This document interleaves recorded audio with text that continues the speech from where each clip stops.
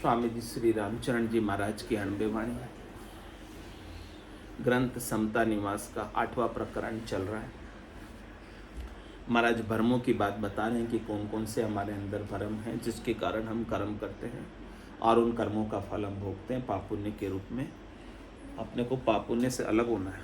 भरम कर्म दुनिया सुन्यारा, पाप पुण्य दुनिया सुन्यारा, जहाँ सुर हो लिवलाई, कै सुखराम राम बिन जग में सभी कर्म उपाय। ऐसे राम जी के नाम के बिना जो कुछ भी हम करनी करते हैं, क्रिया करते हैं, उन सब से शुभ या अशुभ कर्मों का बंद होता है। तो सब प्रकार के एक एक भरम खोल खोल के महाराज समझा रहे हैं कि हम क्या क्या नहीं करते हैं सुख प्राप्ति के लिए, वो सब बातें। तो छता लोइना अंध अकल संसार की, परिहां भई नहीं सतगुरु भेंट परख नहीं सारे की। सतगुरु से भेंट नहीं हुई, इसलिए हमें सार चीज़, खास चीज़, मुख्य चीज़ मिली नहीं। सतगुरु से भेंट हो जाती तो हमें वो खास चीज़, मुख्य चीज़ बता देते, छिलके छोई सारे अलग कर देते हमारे से।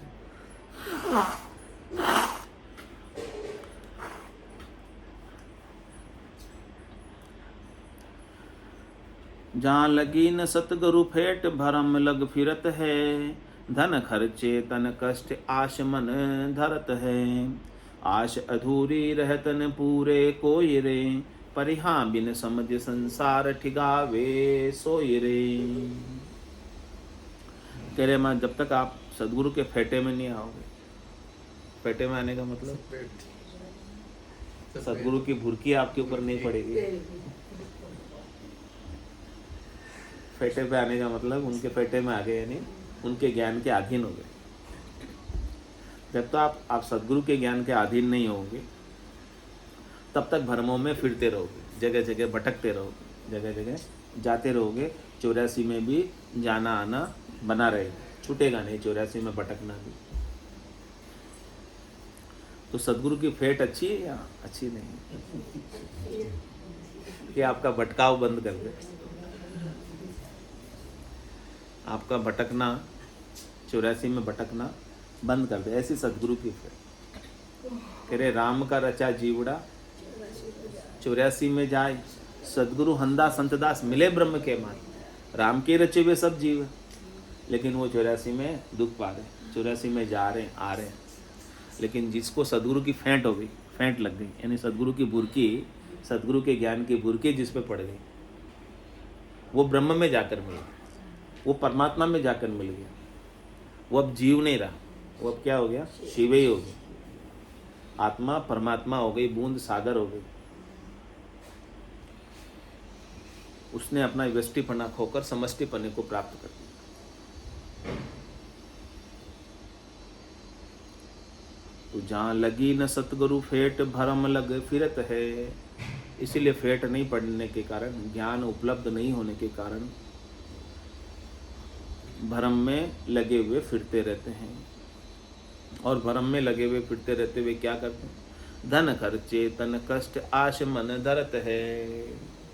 कह रहे कि अपने धन को भी खर्च करते हैं और तन को भी कष्ट देते हैं जगह जगह जाने, क्योंकि बिना तन के कष्ट के या बिना धन के आप कहीं जा थोड़ी सकते। धन भी खर्च होगा और तन को भी कष्ट होगा। और आश मन धरत, वहाँ पर क्यों जाते हैं? मन में आशा लेकर जाते हैं। क्या आशा लेकर जाते हैं?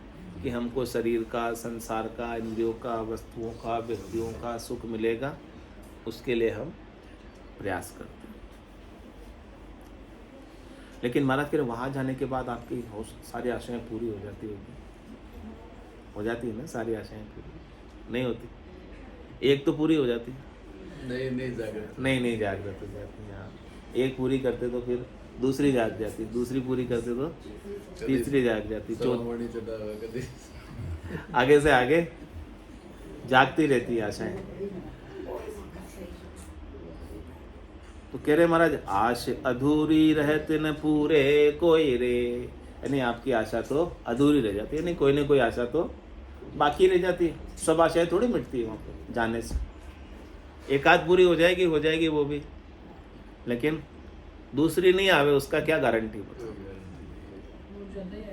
और ज़्यादा ही आएगी। हाँ, हर एक लोभ के ऊपर हर एक लाभ के ऊपर लोभ बढ़ता जाता है।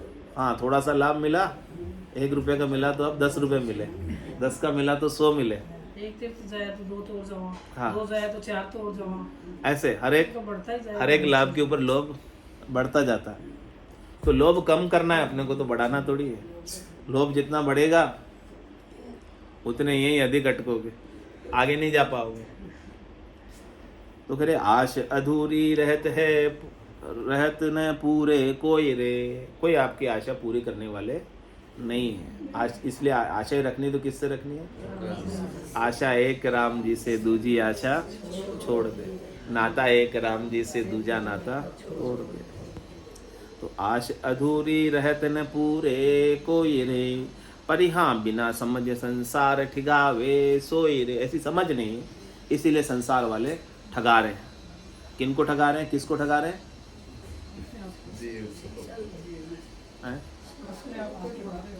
श्वासा रूपी पूंजी को ठगा रहे हैं। आपकी श्वासें बड़ी कीमती है।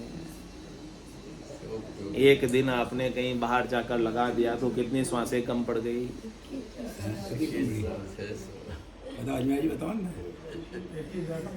21,600 श्वासें कम हो गई। एक दिन बीत गया, कल का दिन बीता, 21,600 आपने जितनी अलॉट हो रखी थी उसमें से कम पड़ गई। अब कम है, अब उतनी लेनी है, अब ज़्यादा नहीं ले सकते। कल वाली वापस थोड़ी ले सकते आज। गई वो तो गई, निकल गई। हाँ, टंकी में पानी सीमित है, अलॉट एक बार हो गया, बूंद बूंद करके रिस रहा है, बूंद बूंद करके पानी हाँ निकले जा रहा है। ऐसे ही सांसें अपनी निकली जा रही है, बीती जा रही है। तो कह रहे हैं फिर बीता आव उपाव न कोई, होसी कांगारोला, कुटुम लुटेरा काया लुटे, और जम जीव के दौड़ा। इस जीव के दौड़े ओढ़ दौड़ फिर जाएगा जमराज, और कुटुंब वाले काया का सब निकाल लेंगे। तो फिर ऐसे आयु अवधि बीत जाएगी, फिर आपके हाथ में कुछ नहीं रहेगा। हाथ में अभी है, हाँ, जब तक पहले निकाल लेंगे, माया पे झपटा मारेंगे बाद में। तो जब तक अभी श्वासें रूपी पूंजी आपकी बाकी है, तो महाराज कह रहे हैं इसे ठगाओ मत। अब इतने समय तो समझ नहीं थी इसलिए ठगा गए। इतने साल ऐसे ही बीत गए ना, खाने पीने सोने में, ऐसे ही कामों में बीत गए।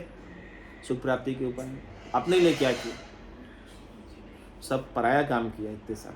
अपने लिए कुछ किया? जो राम जी का भजन है वो आपके लिए है, आपका है। बाकी सब यही छूटने वाला है। जो आपने भजन कर लिया वो आपके साथ जाएगा। जो बाकी जो काम किया वो सब यहीं रह जाएगा। कुछ भी साथ वो बाकी सब काम किए ही औरों के लिए। हाँ, औरों के लिए किया, खुद के लिए कुछ किया, खुद के लिए कुछ भी नहीं किया। आपने अपने स्वरूप को नहीं जाना, आनंद स्वरूप को नहीं पाया, तो आपने अपने लिए कुछ भी नहीं किया।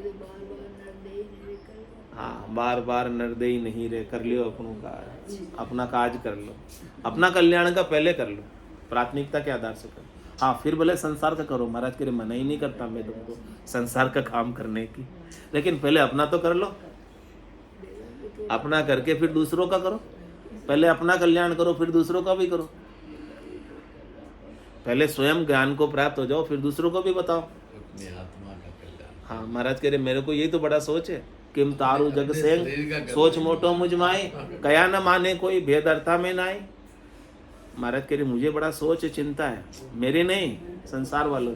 मैंने तो अपना कल्याण कर लिया, लेकिन मैं चाहता हूं कि सभी कल्याण को प्राप्त हो। जो आनंद मुझे मिला है ज्ञान से, वो आनंद सबको मिले, और सब वहां परम पद में आ जाए जहां मैं रहता हूं। मेरा ऐसा भाव है, ऐसे जीवों पर दया है। तो सदगुरु ऐसी फेंट नाकते हैं, ऐसी बुरकी नाकते हैं कि संसार के लिए बेकार कर देते हैं हमें, और परमात्मा के लायक बना देते हैं। मैं बिगड़ियो हूँ राम दुआई, तुम मत बिगड़ो लोही रे। कैसे बिगड़ गए? पारस के संग जो लोहा बिगड़, लोहा तो बिगड़ गया, कुलंस रहे हो नहीं कोई। अब लोहे के परिवार वाले ढूंढ रहे लोहे को, कहाँ गया। अरे ये तो अब लोहा रहा ही नहीं, ये तो क्या हो गया। और चंदन के संग बाग जो बिगड़ो, पूरा बाग बिगड़ गया। कोई तो अलग अलग प्रकार के वृक्ष थे, अलग अलग प्रकार की किस्म से अलग अलग तरह की खुशबू आ रही थी, लेकिन सब चंदनमय हो गए। सुगंधित हाँ, और पलट भंवरा की मोही, जो कीड़े थे गंदी नाली के, वो पलट कर भंवरा हो गए। इस प्रकार से मैं भी संसार के लिए सदगुरु की कृपा से बिगड़ गया। अब संसार के काम का नहीं रहा। अब मैं किसके काम का हो गया? परमात्मा के काम का हो गया। तो ऐसे सबको परमात्मा के काम का हो जाना है। तो आश अधूरी रहत न पूरे कोई रहे, परिहा बिन समझ संसार ठिगावे सोई रे। कह रहे कि आपको ठिकाना नहीं, आपके ठग चारों ओर है, और दौड़ है, लेकिन आपको समझ रखनी, ठगों की तो कमी नहीं है। ठगों की कमी नहीं है, लेकिन होशियार रहना। महाराज होशियार कर रहे हैं। सब ठगाए जाते हैं। कह रहे हैं कौन कौन ठग है? मात पिता सुत नार स्नेही, इन ठग नगरी जीव मोयो, समझो नहीं मुसाफिर पेली, जन्म ठगायर रोए। अपन इन सब से सुख की इच्छा रखते हैं। माता से सुख की इच्छा रखते हैं, पिता से सुख की इच्छा रखते हैं, पुत्र से, स्त्री से सुख की इच्छा रखते हैं, अपने स्नेही स्वजनों से सुख की इच्छा रखते हैं।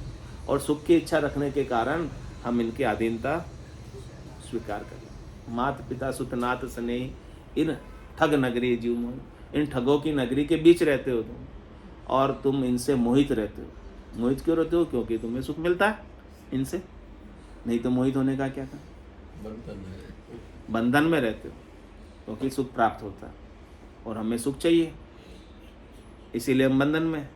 तुम्हारा की सुख की इच्छा कोई छोड़ दो तो आपका बंधन भी, आप कर्तव्य कर्म का पालन करो, लेकिन सुख की इच्छा नहीं। महाराज ने कर्तव्य कर्म की मनाही नहीं की। कह रहे हैं आपको देव ऋण भी उतारना है, ऋषि ऋण भी उतारना है, पितृ ऋण भी उतारना है। ये सब कर्तव्य कर्मों का निर्वाह करते हुए आपको अपना आत्मकल्याण करना है, परमात्मा की प्राप्ति करनी, अपने स्वरूप का बोध करना और अपने स्वरूप में ही रहना है। लेकिन जैसे आप सुख की इच्छा करोगे तो अपनी श्वासा रूपी पूंजी को ठिगा जाओगे। तो परिहा बिन समझ संसार ठिगावे सोई रे। ऐसी समझ नहीं होने के कारण संसार वाले सुख की इच्छा रखकर अपनी सारी श्वासा रूपी पूंजी को सुख प्राप्ति के उपायों में ही ठिगा जाते हैं। को आन मनावत फिरे धरे चित चाई रे, जहाँ न आसती अर्थ करे गुण सहाय रे। कहने इस प्रकार से अनात्मा को मनाते हैं सुख प्राप्ति के लिए, और चित्त में चाहना धरते हैं। तो महाराज कह रहे कि जहाँ न आसती अर्थ करे गुण सहाय रे, वहाँ पर कौन आपकी सहायता करेगा? जब कालकंठ जब आए गए, रहसी सकल पसारो रे, हारो रे कोई हारो रे, संसार करम सु हारो रे। घर का अपर का उबा देखे, नहीं किसी को सहारो रे, हारो रे कोई हारो रे, संसार करम सु। बताओ कौन सहायता करेगा? उस समय दो ही सहायक आपको, के तो राम जी और के सतगुरु का ज्ञान। सतगुरु का ज्ञान हो जाएगा तो जमराज नहीं आ पाएगा, क्योंकि आपने अपने अविनाशी स्वरूप का बोध कर लिया, समझ कर ली कि मैं अविनाशी हूं। तो जमराज फिर आपको नहीं ले जा सकता। हाँ, जमराज किसको मारेगा? जमराज किसको खाएगा? विनाशी को, शरीर को खाएगा, शरीर को मारेगा, श्वासों को खाएगा। लेकिन आप तो श्वासों के बिना हो, श्वासों से अलग हो। श्वासा बिना पवन बिन पीवन, क्या मन निजमन नाही, सूरत निरत नहीं चित चेतन, वस्तु अमूलक हो। आप तो ऐसे अमूलक वस्तु जो श्वासों के बिना है, पवन के बिना है, चित चेतन के बिना है। ये सब चीज़ें तो प्रकृति की बनी हुई है। आप प्रकृति से रहित, प्रकृति से अलग परमात्मा स्वरूप हो। प्रकृति का तो आपने अज्ञान अवस्था के कारण सुख प्राप्ति के लिए संग किया हुआ। इनसे आपको असंग होना है, इनसे आपको निर्लेप होना है, इस आकार से न्यारा होना, ध्यास छोड़ना है। लेकिन महाराज कह रहे चारु लोचनहीन अंध संसार है, परिहा प्रत्यग नाही भास आस अंधियार है। कह रहे कि चारों लोचन से अंधे हैं, आंखों से भी, इन आंखों से भी नहीं सूझ रहा, और हिये के नैन भी खुले हुए नहीं हैं। दोनों भीतर के भी ब्रह्म चक्षु भी नहीं खुले, दिव्य चक्षु भी नहीं खुले, और ये आंखें भी बंद है। लोगों को जाते हुए देख रहे हो इन आंखों से, फिर भी नहीं समझ रहे हो। कमर बांधियो, बैठो है पंथ में, चालो चालो हो, तैयार है सब, नंबर आने वाला एक के बाद एक दूसरे। हाँ, सब चालो चालो कर रहे हैं, इस रास्ते में बैठे हैं, सब पंथ में बैठे हैं, तैयारी में बैठे हैं, लाइन में बैठे हैं, हाँ लाइन में लगे हुए हैं। तो चला गया किसी इन आंखों से देख रहे हैं, तो ये आंखें भी बंद कर रखी है। वो अपने आगले बडेरे को जाते हुए देख कर भी है, समझ नहीं रहे हो भजन करने की बात, आत्मकल्याण की बात, कि वो भी चले गए। हाँ, तो आपको भी जाना ही है। हमारी आवत देख कर कल्याण करी पुकार, खिले खिले सब तोड़ लो काल हमारी बात। तो कहने की ये आंखें भी आपने बंद कर रखी है और ज्ञान चक्षु भी खुले नहीं। इन आंखों से देख रहे हो जाते हुए, रोज देख रहे हो, अखबार में फोटो रोज छप रहे हैं ना, छप जाते।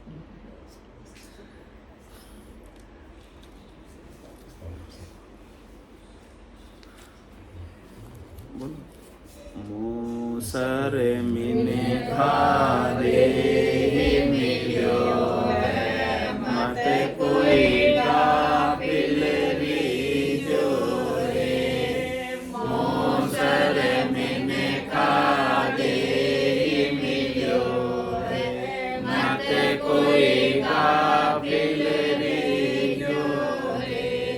कुटिया सांस फेर नहीं आवे, राम राम भजली जो रे। कुटिया श्वास फेर नहीं आवे, राम राम भजली जो रे। जानत है सिर मौत खड़ी है, चलनो सांझ सवेरा रे। जानत है सिर मौत खड़ी है, चलनो सांझ सवेरा रे। 5-25 बड़े जो रावण, लूटत है जीव डेरा रे। 5-25 बड़े जो रावण, लूटत है जीव डेरा रे। मौसर मिन खादे मिलो है, मत कोई गाफिल रीजो रे। कुटिया श्वास फेर नहीं आवे, राम राम भजली जो रे। नर नारायण शहर मिलो है, जामे सूझ अपारा है। नर नारायण शहर मिलो है, जामे सूझ अपारा है। राम कृपा कर तोय बसायो, या में काल तुम्हारा है। राम कृपा कर तोय बसायो, या में काल तुम्हारा रे। मौसर मिन खादे मिलो है, मत कोई गाफिल रीजो रे।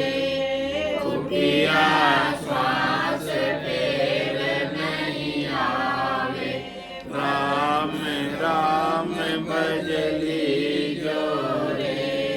जन्म जन्म का खाता चूके, होए मन राम सनेही रे।